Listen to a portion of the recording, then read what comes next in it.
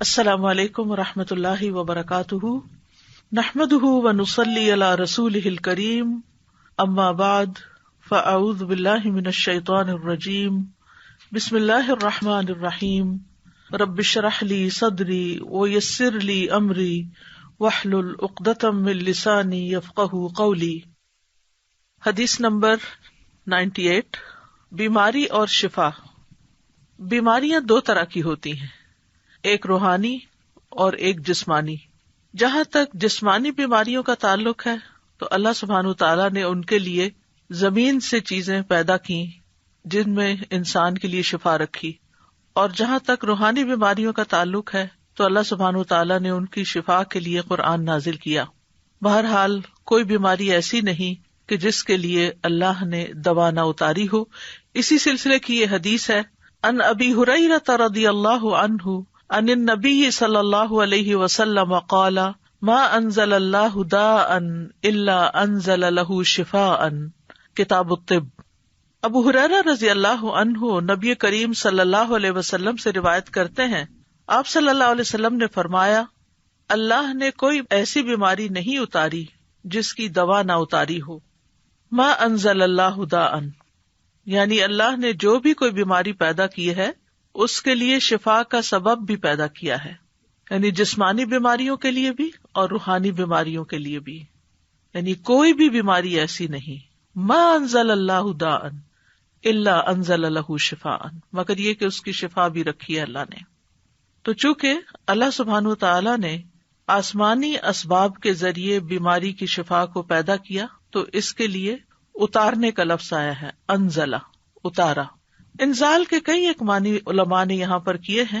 ایک قول یہ ہے کہ اس کے اتارنے سے مراد یہ ہے کہ اللہ نے اپنے بندوں کو اس کے متعلق آگاہ کیا ہے، یعنی خبردار کیا ہے، بتایا ہے۔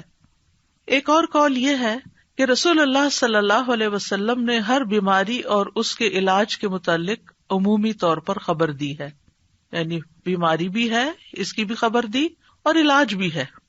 ایک قول یہ بھی ہے کہ ان دونوں کے اتارنے سے مراد ان کو پیدا کرنا ہے اور ان کا زمین میں رکھ دینا ہے، یعنی جیسا کہ حدیث میں اس خبر کی طرف اشارہ ہے کہ اللہ نے جو بیماری رکھی اس کے لیے علاج بھی رکھا، یعنی زمین پر رکھا۔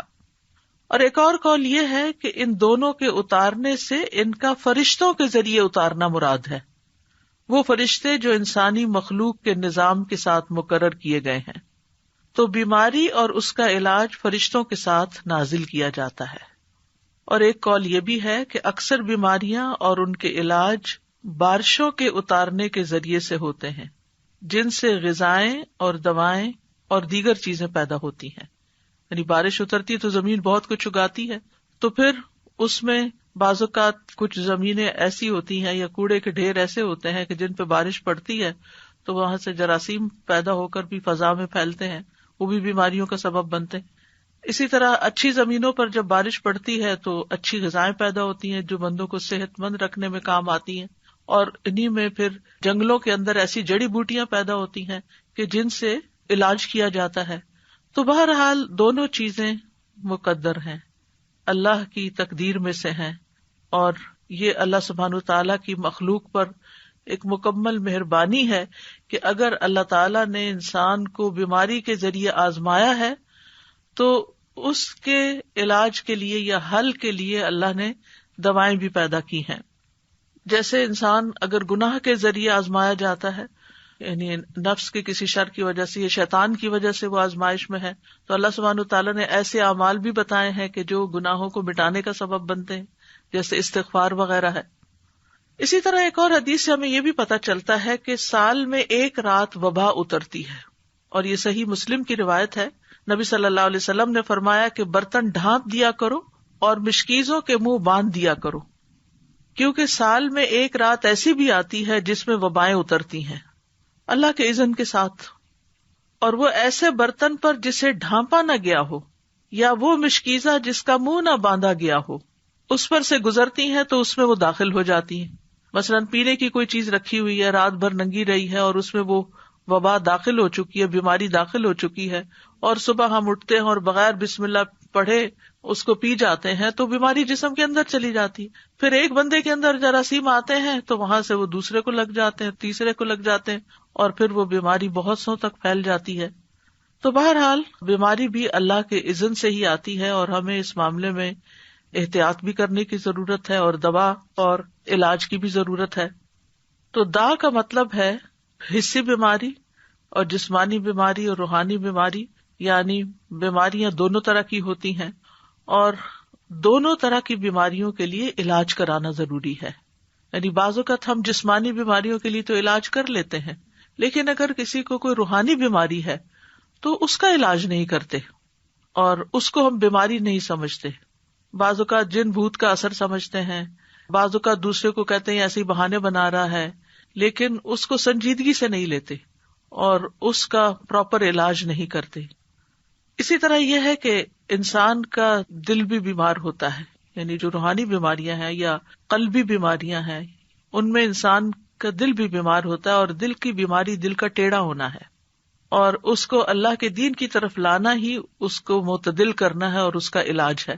تو دلوں کا علاج اللہ کی کتاب اور اس کے رسول صلی اللہ علیہ وسلم کی سنت کی طرف لوٹنا ہے, جیسا کہ اللہ عز و جل کا فرمان ہے, یا ایھا الناس قد جاءتکم موعظۃ من ربکم وشفاء لما فی الصدور وہدی ورحمۃ للمؤمنین.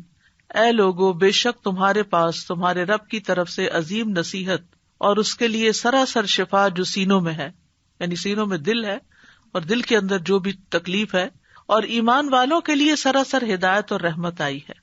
تو اس لیے قلبی بیماریوں کا علاج, دل کی بیماریوں کا علاج, روحانی بیماریوں کا علاج قرآن سے کرنا چاہیے, کیونکہ خود قرآن نے خبر دی ہے کہ وہ شفا ہے, شفاء لما فی الصدور, جو سینوں کے اندر ہے. اور اللہ عز و جل کی کتاب سے زیادہ افضل کوئی چیز نہیں کہ جس کے ساتھ انسان اپنے دل کا علاج کر سکے, لیکن اس کے لیے ضروری ہے کہ اخلاص کے ساتھ اس کی قرأت کرے, اس کو پڑھے, اس میں غور و فکر کرے, اور کسی بھی قسم کا اس کے ساتھ ایک تعلق قائم رکھے. اسی طرح بعض اوقات پورا قرآن اگر نہیں بھی پڑھتا یا بہت زیادہ تلاوت مریض نہیں بھی کر سکتا, تو قرآن مجید سے سلیکٹڈ آیات بھی اس کو پڑھنے کے لیے دی جا سکتی ہیں. مثال کے طور پر آیت کریمہ جو ہے, لا الہ الا انت سبحانک انی کنت من الظالمین, یہ قرآن کی ایک آیت ہے, اور اس میں یہ بھی ہے کہ کذالک ننجی المؤمنین, کہ ہم باقی مومنوں کو بھی ایسے نجات دیتے ہیں جیسے یونس علیہ السلام کو اس آیت کے پڑھنے کی وجہ سے نجات دی. تو اس لیے وہ ایک آیت کو بھی اگر کئی دفعہ دہراتا ہے تو اس میں کوئی حرج کی بات نہیں ہے, کیونکہ قرآن و سنت سے غم اور رنج کا علاج یہ آیت کریمہ کی شکل میں ثابت ہے. لیکن ایک بات یاد رکھیے کہ تجربہ نہ کیجیے کہ اچھا اگر قرآن شفا ہے, میں ذرا ایکسپیریمنٹ کر کے دیکھتا ہوں کہ میری اس بیماری میں قرآن کے پڑھنے سے شفا ہوتی ہے یا نہیں. تو ایسے لوگوں کو شفا نہیں ہوتی کہ جو تجربے کی غرض سے یہ کام کرتے ہیں. ہمیں پورے یقین کے ساتھ, ایمان کے ساتھ اس بات کو لینا چاہیے کہ اللہ تعالیٰ نے جب کہہ دیا قرآن شفا ہے تو پھر وہ شفا ہی ہے, اور اس کے ذریعے شفا حاصل ہوگی. بہرحال اس حدیث سے یہ بھی پتہ چلتا ہے کہ اللہ نے جو بھی کوئی بیماری اتاری ہے اس کی دوا بھی اتاری ہے, اور اگر دوا اتاری ہے تو پھر ہمیں کیا کرنا چاہیے؟ دوا لینی چاہیے, علاج کروانا چاہیے. بعض لوگ اپنی سستی اور کوتاہی کے باعث علاج نہیں کرتے, صرف اللہ پہ ڈال دیتے ہیں. اللہ تعالیٰ تو سبھی کچھ کر سکتا, اس کے لیے تو کچھ مشکل ہی نہیں, وہ تو اول درجے میں بیماری بھی نہ بھیجے آپ کی طرف. لیکن یہ ہے کہ دنیا چونکہ امتحان کے لیے ہے, اور اللہ تعالیٰ نے قرآن مجید میں ہمیں یہ بھی بتا دیا ہے کہ ہم تمہیں آزمائیں گے. تو لوگوں کے امتحان مختلف طرح سے ہوتے رہتے ہیں, اور اس میں مومن کا رویہ بالکل مختلف ہوتا ہے. مومن کے لیے بیماری اگرچہ ایک آزمائش ہوتی ہے, تکلیف ہوتی ہے, لیکن اس کے سبب اس کے گناہ دھلتے رہتے ہیں. ہر پین کے بدلے, ہر تکلیف, ہر پریشانی جو جسم پر انسان کی آتی ہے, آفت, اس کے بدلے اس کے گناہ دھلتے ہیں. پھر اسی طرح یہ ہے کہ جب وہ اس پر صبر کرتا ہے تو اس صبر کا اس کو اجر ملتا ہے. ایک اور خیر آ گئی, اور یہ خاص لوگوں کی علامت ہوتی ہے. یعنی عام لوگوں کے گناہ جھڑتے, خاص لوگوں کو صبر کا اجر ملتا ہے, اور خاص الخاص لوگ جو ہیں وہ اللہ کی قضا پہ رضا بھی رکھتے ہیں. یعنی راضی بالقضاء جب ہوتے ہیں تو ان کا اجر کئی گنا زیادہ بڑھ جاتا ہے. تو اس طرح مومن کے لیے ایک بیماری جو ہے وہ ایک رحمت کا باعث بن جاتی. وہ آزمائش تو ہے ہی، لیکن اس آزمائش کے اندر بھی ایک رحمت ہوتی. لیکن اس راضی بالقضاء ہونے کا مطلب یہ نہیں کہ انسان علاج ہی نہ کرائے. علاج ضرور کروائے، کیونکہ نبی صلی اللہ علیہ وسلم نے فرمایا اللہ کے بندو علاج کیا کرو، کیونکہ اللہ عز و جل نے جو بیماری بھی اتاری ہے اس کے ساتھ اس کی شفا بھی نازل کی ہے، سوائے موت اور بڑھاپے کے. موت کا کوئی علاج نہیں اور بڑھاپے کا کوئی علاج نہیں، کیونکہ اس میں انسان کی اعضاء کمزور ہو چکے ہوتے ہیں، تو کوئی چیز ان کے اندر پھر سے جوانی بھر نہیں سکتی. لیکن اس میں بھی انسان کو حد البسا ساتھ ساتھ اپنی کمزوریوں اور بیماریوں کا علاج کرتے رہنا چاہیے، اور اس میں انسان کو مایوس نہیں ہونا چاہیے. اسی طرح ایک اور حدیث سے ہمیں پتہ چلتا ہے، مسند احمد کی حدیث ہے، رسول اللہ صلی اللہ علیہ وسلم نے فرمایا بے شک اللہ عز و جل نے جب بیماری کو پیدا کیا تو اس کا علاج بھی پیدا کیا، بس اس لیے علاج کیا کرو. تو گویا اللہ تعالیٰ کا یہ حکم ماننا جو ہے، رسول اللہ صلی اللہ علیہ وسلم کے ان الفاظ پر یقین رکھتے ہوئے علاج کروانا جو ہے، چاہے وہ تکلیف دہ ہو لیکن اس کو بھی انسان عبادت سمجھے. یعنی علاج کرانے کو بھی عبادت سمجھے کہ میں اللہ اور اس کے رسول کا حکم مان رہا ہوں، انہوں نے ہی کہا ہے کہ علاج کراؤ تو میں علاج کروا رہا ہوں. اب اس علاج میں جب اس کا کچھ مال خرچ ہوتا ہے یا وہ علاج کی تکلیف سے گزرتا ہے، کیونکہ بعض علاج جو ہیں وہ سرجری ہوتے ہیں، بعض علاج جو ہے وہ پینفل پروسیس سے گزرتا ہے انسان اس میں، تو وہ بھی سراسر انسان کے لیے عبادت اور اجر کا باعث بن جاتے ہیں. اسامہ بن شریک کہتے ہیں میں نبی صلی اللہ علیہ وسلم کی خدمت میں پہنچا تو دیکھا کہ آپ کے صحابہ آپ کی مجلس میں ایسے بیٹھے تھے گویا ان کے سروں پر پرندے ہوں، یعنی بہت باادب اور پرسکون طریقے سے. چنانچہ میں نے سلام کیا اور بیٹھ گیا. ادھر ادھر سے بدوی لوگ آئے، بدو جو دیہاتوں میں رہنے والے تھے، اور انہوں نے پوچھا اللہ کے رسول کیا ہم علاج کر لیا کریں، یعنی کوئی بیماری ہو تو علاج کریں.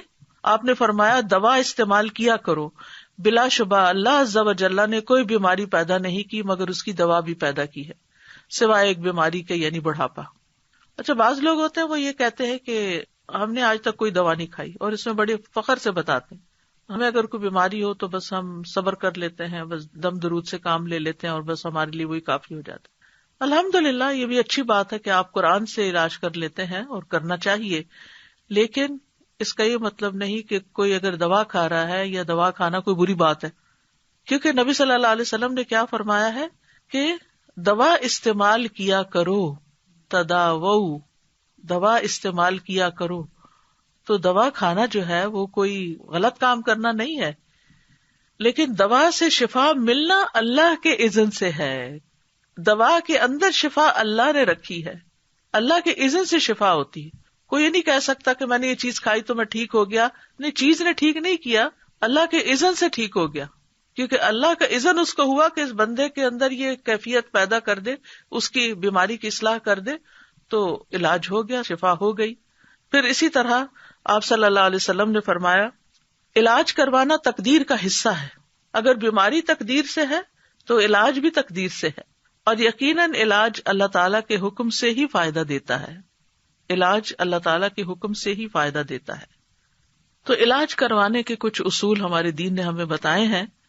نمبر 1 یہ کہ اللہ کو شافی مانا جائے، یعنی یہ یقین رکھا جائے کہ اللہ ہی شفا دیتا ہے.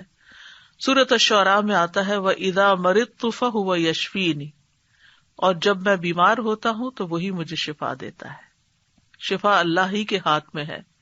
حضرت عائشہ کہتی ہیں کہ رسول اللہ صلی اللہ علیہ وسلم دم کیا کرتے تھے اور یہ دعا پڑھتے تھے امسح البأس رب الناس بیدک الشفاء لا یکشف الکرب الا انت. اے لوگوں کے رب تکلیف کو دور کر دے، شفا تو تیرے ہی ہاتھ میں ہے، تیرے سوا اس کو دور کرنے والا اور کوئی نہیں. پھر اسی طرح ایک روایت میں آتا ہے کہ اللہ ہی طبیب ہے. ابو رمثا سے مروی ہے، وہ کہتے ہیں کہ میرے والد نے رسول اللہ صلی اللہ علیہ وسلم سے عرض کیا کہ مجھے آپ اپنی وہ چیز دکھائیں جو آپ کی پشت پر ہے، یعنی وہ جو مہر نبوت تھی، کیونکہ میں طبیب ہوں. آپ نے فرمایا طبیب تو اللہ ہے، بلکہ تو رفیق آدمی ہے، یعنی نرمی کرنے والا ہے، مریض کو تسکین دینے والا، دلاسا دینے والا ہے. اور بیماری کا اصل طبیب تو اللہ ہی ہے، شافی تو وہی ہے جس نے اسے پیدا کیا. حضرت ایوب علیہ السلام کی مثال ہمارے سامنے ہے کہ جب ان کی بیماری کو ایک طویل عرصہ گزر گیا تو بھی وہ مایوس نہیں ہوئے، دعا کرنے لگے. وَأَيُّوبَ إِذْ نَادَى رَبَّهُ أَنِّي مَسَّنِيَ الضُّرُّ وَأَنْتَ أَرْحَمُ الرَّاحِمِينَ فَاسْتَجَبْنَا لَهُ فَكَشَفْنَا مَا بِهِ مِنْ ضُرٍّ وَآتَيْنَاهُ أَهْلَهُ وَمِثْلَهُمْ مَعَهُمْ رَحْمَةً مِّنْ عِنْدِنَا وَذِكْرَىٰ لِلْعَابِدِينَ. اور ایوب جب اس نے اپنے رب کو پکارا کہ بے شک مجھے تکلیف پہنچی ہے اور تو رحم کرنے والوں میں سب سے زیادہ رحم کرنے والا ہے، تو ہم نے اس کی دعا قبول کر لی، پس اسے جو بھی تکلیف تھی دور کر دی، اور اسے اس کے گھر والے اور ان کے ساتھ ان کی مثل اور عطا کر دیے اپنے پاس سے رحمت کے لیے اور ان لوگوں کی یاد دہانی کے لیے جو عبادت کرنے والے ہیں. تو یہاں پر وہ کہتے ہیں وَأَنْتَ أَرْحَمُ الرَّاحِمِينَ، اللہ آپ ہی سب سے بڑھ کر رحم کرنے والے ہیں. تو ہم نے ان کی دعا سن لی اور ان کی تکلیف دور کر دی. دوسری چیز یہ کہ اللہ کی کتاب سے علاج کرنا چاہیے. سورۃ بنی اسرائیل میں آتا ہے وَنُنَزِّلُ مِنَ الْقُرْآنِ مَا هُوَ شِفَاءٌ وَرَحْمَةٌ لِّلْمُؤْمِنِينَ، اور ہم قرآن کے ذریعے سے وہ چیز نازل کرتے ہیں جو مومنوں کے لیے شفا اور رحمت ہے. حضرت عائشہ سے مروی ہے کہ رسول اللہ صلی اللہ علیہ وسلم ایک مرتبہ ان کے پاس تشریف لائے تو ایک عورت عائشہ رضی اللہ عنہا کا علاج کر رہی تھی یا آپ کو دم کر رہی تھی. تو آپ نے فرمایا کتاب اللہ کے ساتھ اس کا علاج کرو، یعنی قرآن کے ساتھ کرو، رقیہ کرو اس کو. اسی طرح سنت سے علاج. انبیاء علیہ السلام کو قلبی اور روحانی ادویات دی گئی تھی. ابن قیم کہتے ہیں کہ وہ وہی جو اللہ تعالیٰ اپنے نبیوں کو کرتا ہے اس میں ایسی چیز ہوتی ہے جو لوگوں کو فائدہ دیتی ہے، یعنی وحی کے ذریعے علاج ہوتا ہے. اور اس میں وہ دوائیاں بھی ہوتی ہیں جو بیماریوں سے شفا دیتی ہیں، اور وہ ایسی چیزیں ہوتی ہیں، وہ بعض غذائیں ایسی ہوتی ہیں کہ جن کی طرف بڑے بڑے ڈاکٹروں کی عقل نہیں پہنچ سکتی، اور ان دوائیوں تک ان کے علوم، تجربات اور قیاسات پہنچ نہیں سکتے. اور یہ دوائیاں قلبی اور روحانی ہوتی ہیں. تو ایک بات ہمیں یاد رکھنی چاہیے کہ انسان صرف مادی جسم سے نہیں بنا، یعنی صرف مادہ نہیں ہے، صرف میٹر نہیں، اس کے اندر روح ہے. اس لیے اگر آپ صرف دوا سے علاج کریں گے تو وہ کافی نہیں ہے جب تک کہ آپ اس کی روح کا بھی علاج نہ کریں، خصوصاً روحانی بیماری میں. کچھ بیماریاں ایسی ہوتی ہیں نا کہ جو روحانی بیماری ڈومیننٹ ہوتی ہے اور اس کے اثر میں جسمانی بیماری بھی ہوتی ہے، اور کبھی ایسا ہوتا ہے کہ جسمانی بیماری ہوتی ہے اور اس کے اثر سے انسان کی روح بھی بیمار پڑ جاتی، کیونکہ دونوں ایک دوسرے میں گندے ہوئے ہیں، ان سے الگ نہیں ہے. ایک کو کوئی تکلیف پہنچے گی تو دوسرا اس سے متاثر ہوگا. تو اس لیے بہت ضروری ہے کہ انسان دونوں طرح کے علاج کرے، یعنی ایک طرف دوا کھائے اور دوسری طرف دعا کرے اور دم کرے اور قرآن پڑھے تاکہ انسان مکمل شفا یاب ہو جائے. کیونکہ بندہ جب تک اللہ کے ذکر میں مصروف رہتا ہے تو شیطان کے حملوں سے محفوظ ہوتا ہے اور ایک مضبوط قلعے میں ہوتا ہے. تیسری چیز ہے طب نبوی سے علاج. تو اب اگر طبیب اللہ ہی ہے تو پھر ہمیں کیا طب نبوی سے علاج کرنا چاہیے، اور طب نبوی کیا ہے، اور کیا کوئی انسان طبیب کہلا سکتا ہے؟ انسان طبیب کہلا سکتا ہے لیکن اللہ الطبیب ہے. یعنی جیسے انسان کو بھی کریم کہہ سکتے ہیں لیکن اللہ الکریم ہے. تو طب نبوی سے علاج میں حجامہ کروانا، پچھنے لگوانا. آپ صلی اللہ علیہ وسلم نے فرمایا اگر تمہاری دواؤں میں سے کسی میں بھلائی ہے تو پچھنا لگوانے یا شہد پینے اور آگ سے داغنے میں ہے. اگر وہ مرض کے مطابق ہو، یعنی بیماری کے مطابق پچھنا لگے یا آگ سے داغ لگے، اور میں آگ سے داغنے کو پسند نہیں کرتا. ایک تو یہ کہ تکلیف دہ علاج ہے بہت، یعنی انسان کو کسی گرم سلاخ سے داغنا یا کسی بھی طرح کی ایسی کوئی چیز لگانا کہ جس میں آگ ہو، تو اس لیے آپ اس کو پسند نہیں کرتے تھے. لیکن آخری چارہ کار کے طور پر اگر کوئی بیماری کسی بھی طرح ٹھیک نہ ہوتی ہو تو اس صورت میں ایسا علاج کیا جا سکتا ہے. اور ہو سکتا ہے کہ اسی کے اندر ہی پھر جو الیکٹرک شاکس وغیرہ دیے جاتے ہیں وہ بھی اس میں شامل ہوں، اللہ عالم. پھر اسی طرح کلونجی سے علاج. رسول اللہ صلی اللہ علیہ وسلم نے فرمایا کلونجی کے دانوں میں موت کے علاوہ ہر بیماری کے لیے شفا ہے. اگر کلونجی کے تیل پر شرعی دم کر کے مریض کے متاثرہ حصوں پر وہ تیل لگایا جائے اور کلونجی کے دانے جو ہیں وہ کھلائے جائیں تو حدیث میں کیا آتا ہے کہ موت کے علاوہ ہر بیماری کا علاج ہے. تو اس لیے ہر گھر میں کلونجی کے دانے بھی ہونے چاہیے اور اس کا تیل بھی ہونا چاہیے. اور اس میں یہ ہے کہ اگر جیسے آج کل کورونا کی بیماری ہے تو اس میں 2 کام کیے جا سکتے ہیں. ایک تو یہ کہ کلونجی کے بیج زبردست جراثیم کش ہیں، ان کی دھونی دینی چاہیے. یعنی گھر کو ڈس انفیکٹنٹ کرنے کے لیے جیسے بخور جلاتے ہیں تو اسی طرح کوئلے کے اوپر تھوڑے سے دانے ڈال کے ان کا دھواں جب نکلنے لگے تو اس کو گھر میں گھما دینا چاہیے. اس کے بارے میں یہ بھی کہا گیا ہے کہ یہ شیاطین کو بھگانے کا ذریعہ بھی ہے. یہ دھواں شیطانوں کو بہت تکلیف دیتا ہے تو وہ نکل جاتے ہیں. اور اگر ریپیٹڈلی ہوگا تو گھر سے جراثیم وغیرہ بھی نکلیں گے اور شیاطین بھی نکلیں گے اور انشاءاللہ باذن اللہ شفا ہوگی. دوسرا یہ ہے کہ لنگس کی بیماریوں میں اس کی بھاپ جو ہے وہ بہت فائدہ دینے والی چیز ہے. اسی طرح سر درد میں ناک کے اندر اس کے قطرے چند ڈالے جائیں دونوں طرف تو میگرین وغیرہ کو بہت فائدہ ہوتا ہے. اس کے اوپر تو بہت تفصیلی الگ ایک پورا لیکچر ہو سکتا ہے کہ کلونجی کس طرح استعمال کی جا سکتی ہے اور کس طرح فائدہ. لیکن یہ 2 چیزیں جو میں نے بتائی ہیں کہ اس کی دھونی دی جائے اور اس کی بھاپ لی جائے یہ غیر مضر ہیں. اور چند دانے جیسے چٹکی بھر دانے صبح کے وقت پانی کے ساتھ اگر کھا لیے جائیں، اور اگر صبح نہیں یاد رہے تو آپ کے ڈائننگ ٹیبل پر اگر کلونجی رکھی ہوئی ہے تو کھانے کے اوپر بازو کے جیسے آپ نمک چھڑکتے ہیں تو چٹکی بھر دانے، یعنی بہت زیادہ مقدار میں نہیں، کیونکہ پھر ایسا نہ ہو کہ اس کا کوئی ری ایکشن ہو. اسی طرح یہ کہ اگر گلے میں خراش وغیرہ ہے تو کلونجی کا تیل اگر رکھا ہوا ہے تو چند قطرے زبان پہ ٹپکا کے آہستہ آہستہ گلے سے گزارے جائیں تو یہ چونکہ جراثیم کش ہے تو گلے کے اندر کے جراثیم، اسی طرح ناک کے اندر کے جراثیم، کیونکہ گلے کی بیماریوں میں بھی ناک میں ڈالنا سب سے زیادہ مفید ہے. اگر تھوڑا سا کڑوا لگتا ہے، تکلیف سے محسوس ہوتی ہے، لیکن یہ کہ اس میں فوری طور پر انسان کو ریلیف ملتا ہے اور بہت جلد گلے کی بیماریاں وغیرہ جو ہیں یہ ٹھیک ہوتی ہیں. اور اگر پھیپڑوں تک نمونیا وغیرہ ہو گیا ہے تو بارہا اگر بھاپ دی جائے اس کی تو بہت فائدہ مند ہے. وکس وغیرہ جو ہے یعنی کہ ایسی چیز ہے کہ جس کے بخارات پھیپڑوں میں جا کے جم بھی سکتے ہیں، لیکن کلونجی جو ہے وہ مضر نہیں ہے. پھر اسی طرح یہ ہے کہ شہد فائدہ مند ہے. قرآن مجید میں آتا ہے یخرج من بطونها شراب مختلف الوانہ فیہ شفاء للناس. اس مکھی میں سے رنگ برنگ کا شربت نکلتا ہے جس میں لوگوں کے لیے شفا ہے. یعنی شہد جو ہے وہ فائدے کی چیز ہے. شہد اگر آپ مہینے میں کم از کم 3 دن خالی پیٹ اس کا چمچ لے لیں صبح یا 1 گھونٹ بھر لیں تو یہ پریونٹیو کیور بھی ہے، یعنی بہت سی بیماریاں لگنے سے انسان محفوظ رہتا ہے.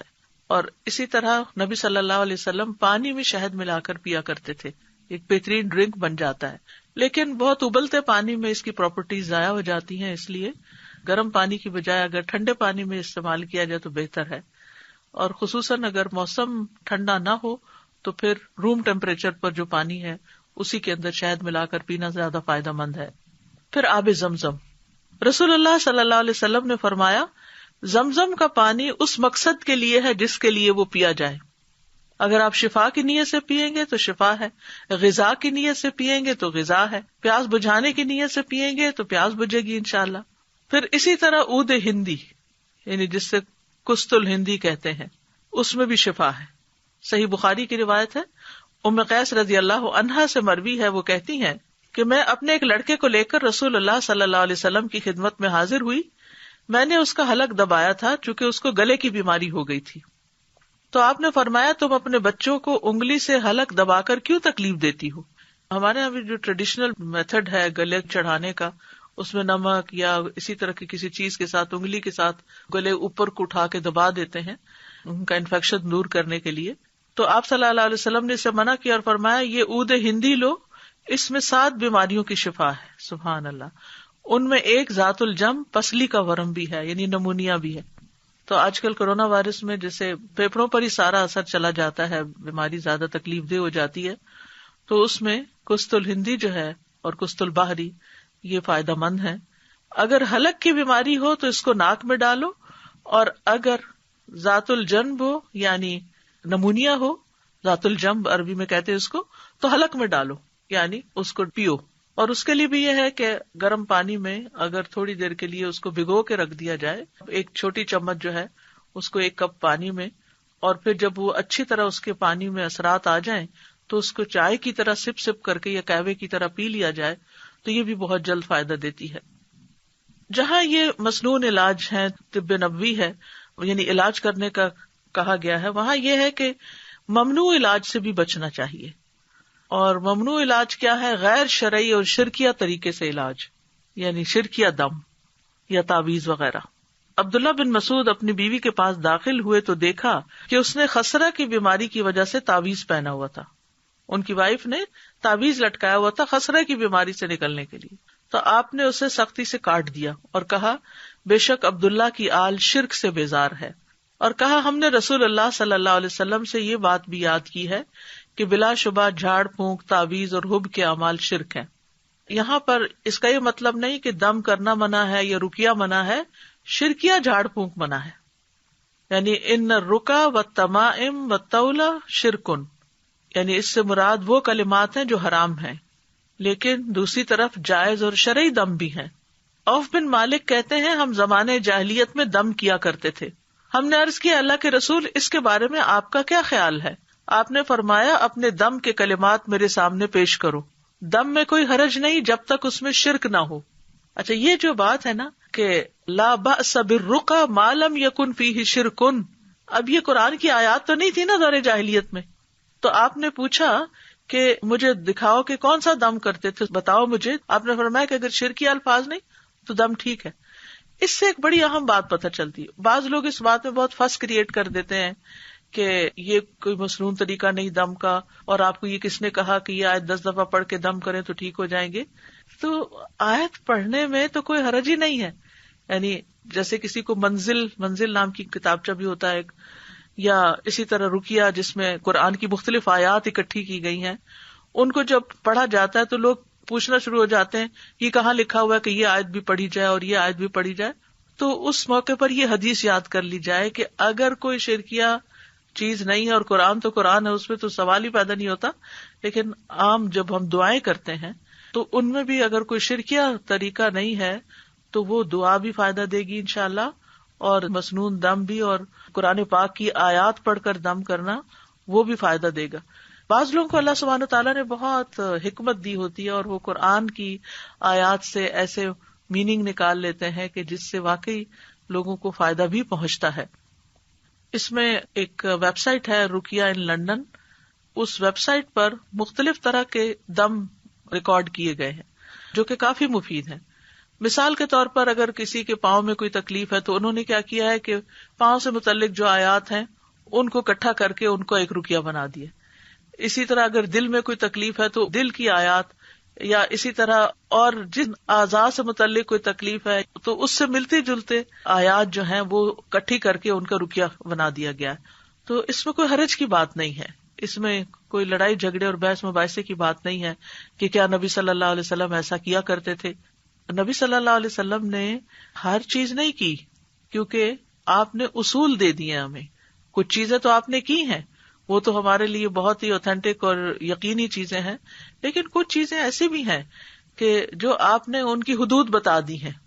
جیسے اس حدیث میں حد بتا دی کہ تم میرے سامنے اپنے دم کے کلمات پیش کرو، یعنی وہ دم جو دور جاہلیت میں تم کرتے تھے، اگر وہ فائدہ مند تھا تمہارے لیے تو آج بھی اس کو استعمال کر سکتے ہو. فرمایا کہ دم میں کوئی حرج نہیں جب تک اس میں شرک نہ ہو. تو اگر شرک پر مبنی ہو یا ایسے الفاظ پر جو سمجھ نہ آ رہے ہوں، بعض لوگ تعویذ لکھے ہوئے ہوتے ہیں اور اس میں ایسے ایسے لفظ لکھے ہوتے ہیں کہ جو سمجھ ہی نہیں آتے، یا نمبرز لکھے ہوئے ہوتے ہیں، تو وہ استعمال نہیں کرنے چاہیے، کیونکہ ان کا نہیں پتا کہ اس میں شیطانوں کو پکارا گیا ہے یا نعوذ باللہ اللہ کے ساتھ کسی اور الہ کو پکارا گیا ہے. تو ایسی چیزوں سے انسان کو دور رہنا چاہیے. جہاں تک قرآن اور اذکار اور جائز دعاؤں کے ساتھ دم کرنا ہے تو ان میں کوئی حرج کی بات نہیں ہے. اور اسی طرح اللہ کے کلام، یعنی پچھلی ایک حدیث میں عبداللہ بن مسعود والی میں نے کہ جھاڑ پھونک منع ہے، لیکن اللہ کے کلام کے ساتھ پھونک مار کر دم کرنا جائز ہے. مثلاً سورۃ فاتحہ پڑھ کر پھونک ماری جا سکتی ہے. رات کو سوتے وقت جب آپ آیت الکرسی پڑھتے ہیں تو چاروں کونوں میں آپ پھونک ماریں، وہ بھی ایک حفاظت کی چیز ہے. اسی طرح نبی صلی اللہ علیہ وسلم اپنے ہاتھوں میں معوذتین اور قل هو اللہ پڑھ کر دم کرتے تھے، اور رات کو جہاں جہاں تک آپ کا ہاتھ جاتا تھا خود اپنے اوپر دم کرتے تھے اور اپنے آپ کو جھاڑتے تھے.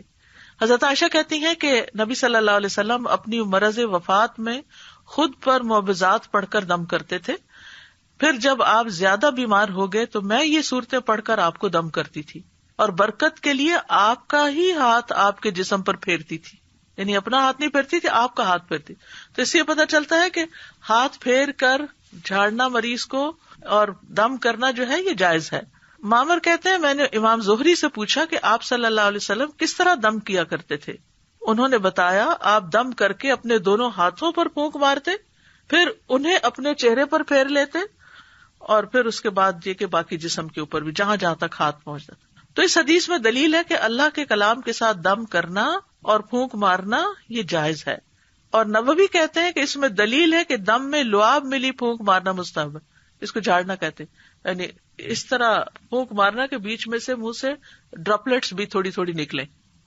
اور حب کے اعمال کیا ہوتے ہیں عبداللہ بن مسعود کی حدیث میں جس سے منع کیا گیا ہے؟ یہ اصل میں جادو کی ایک قسم ہوتی ہے. اس کے ذریعے سے عورت کو اپنے شوہر کا محبوب بنایا جاتا ہے یا شوہر کو اپنی بیوی کا محبوب بنایا جاتا ہے. تو یہ درست نہیں ہے، یعنی ایسے کوئی کلام لینا یا ایسی چیزیں لینا کہ جس سے اس طرح کی چیز کی جائے کہ شوہر کی ساری توجہ میری طرف ہو جائے، جیسے سوکنے وغیرہ ہوتی ہیں یا اور، تو یہ طریقہ درست نہیں. رسول اللہ صلی اللہ علیہ وسلم نے فرمایا جس نے حرام چیز کے ساتھ علاج کیا اللہ اس کے لیے اس میں شفا نہیں بنائے گا. تو اس لیے شراب یا شراب سے بنی ہوئی چیزیں جو ہیں ان سے علاج نہیں کرنا چاہیے.